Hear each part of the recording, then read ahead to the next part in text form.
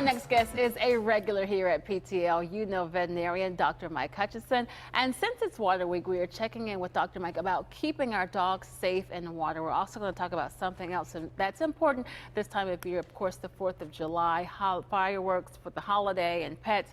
Welcome, Dr. Mike. Always good to see you. So let's start with Water Week, since that's sort of our theme for the week. You know, we like to swim. Dogs like to swim too. Sure do. But you're saying we have to be careful about where they swim. That's exactly right. So chlorinated water, if they drink too much, they're going to get sick. They shouldn't be drinking that much chlorine.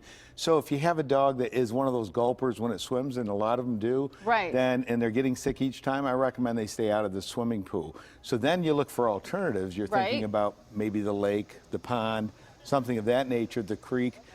I would be very careful about that, because pond scum, that blue-green algae that grows, sometimes it's brown, sometimes it's a blue-green sheen, sometimes it's red. You don't swim your animals in that, because if they drink that water, that can lead to death. They get very, very ill, and then the toxins, we call them blue-green algae bloom, the toxins in that blue-green algae can kill not only a person, it can kill a pet.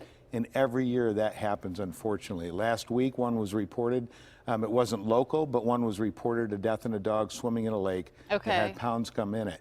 And from this time of year, mid-June pretty much in our area to late September, just about every pond, every slow-moving water, creek, and lake has pond scum in it. So you have to be very careful. It sounds like then we should just get the sprinkler or the hose in our backyard to let our fill dogs up the swimming pool, to let them, you know, a place where it's safe if we want them to be able to swim. It does, but there are a lot of dogs that can swim in a chlorinated swimming pool and do great. They don't gulp all the water, so you have to judge it. I also tell people, be worried about the pavement around that swimming pool. Sometimes that gets really hot, and we don't want to walk on it with our bare feet, and it will burn the pads on dogs. So you have to be aware of a few things, and if you're swimming your dog in the river, make sure they have a swimming vest or a life vest, just like we do, because they tire out and can drown as well. Can all dogs swim? No, great question. So a dog like a bulldog, I wouldn't recommend swimming.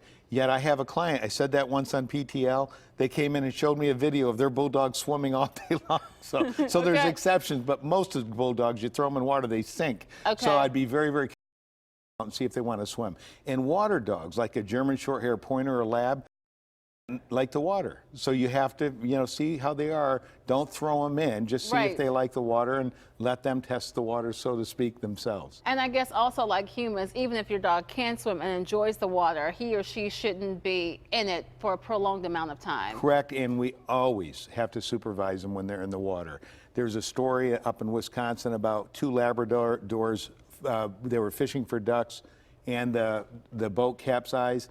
The Labrador is drowned, the man drowned, the son lived, and he did something positive with that. He made these life jackets for dogs. Even these powerful swimmers can drown. So it really opened our eyes in the veterinary community that we should be talking about that. And also, what about if you're boating and you have your dog with you? That's exactly right. If they're apt to jump in the water, they got to wear a life vest just like we do. And I recommend that to people. And a lot of people think, oh, my dog's a powerful swimmer and it can do fine. You get caught in a current in the middle of a river, anybody can tire out, especially a dog, and they may be just trying to get back to the boat instead of going to shore where it might be easier, and they could tire out. Wonderful. Of course, today is July 1st. The holiday is just days away. Fireworks, we know that we will hear them, we will see them, and they're almost everywhere. Sometimes that scares dogs, especially little dogs, I think. They tend to run away. Sometimes they go missing. Do you have any recommendations for that? Yeah, they're terrified of fireworks in a lot of cases. And some people put them outdoors in a fence. They'll jump a 6-foot fence, and if you're lucky, end up in the pound the next day. July 5th is a very busy day for the pounds because of these kinds of things. Make sure they have ID on them. I prefer you keep them inside, maybe in a center room with some music on or something to distract them a little bit. And if they're having real serious problems, some dogs will dehydrate when there's thunderstorms and fireworks going on. They just start drooling. Then maybe your veterinarian, you should talk to your veterinarian. They could prescribe something to calm them down a bit. I always tell people, we like the fireworks. Remember, dogs don't. You shouldn't take them to the fireworks. I see that every year, and I think it's a bit frustrating to me because the dogs aren't enjoying the show like we are.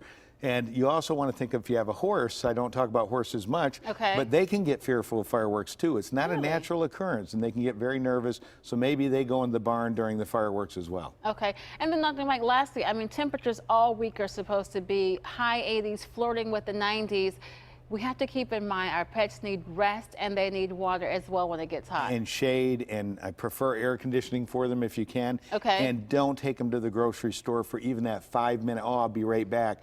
Because with those windows up, even the cracks, that car can heat up to over 105 degrees in minutes.